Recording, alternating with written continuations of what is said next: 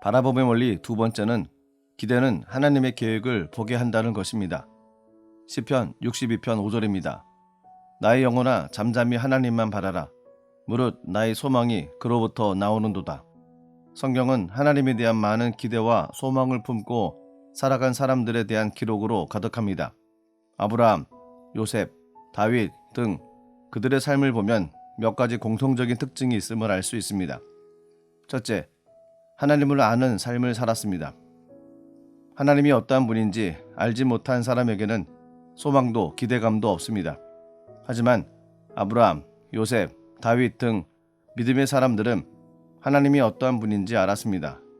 그래서 자신들의 어려운 상황 가운데서도 하나님을 신뢰하며 기다리며 인내할 수 있었습니다.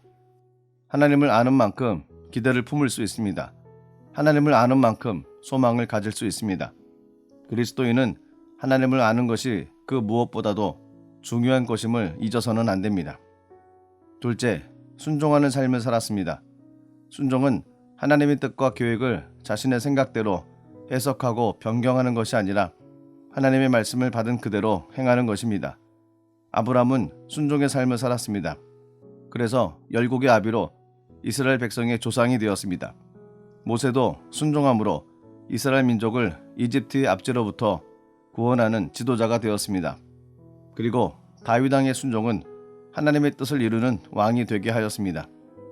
이처럼 순종은 하나님께 쓰임받는 놀라운 비결임을 기억해야 합니다. 셋째, 기대하는 삶을 살았습니다. 요셉은 형제들에게 버림받고 팔려가서 종의 삶을 살면서도 하나님을 배반하지 않았습니다. 오히려 하나님의 도우심을 기대했습니다. 그리고 하나님의 계획하심을 바라보았습니다. 그 결과 하나님께서는 요셉을 통해서 당신의 계획을 이루셨습니다. 그렇습니다. 바라봄의 원리 두 번째는 기대는 하나님의 계획을 보게 한다는 것입니다. 하나님을 기대하십시오. 하나님의 뜻이 이루어질 것입니다.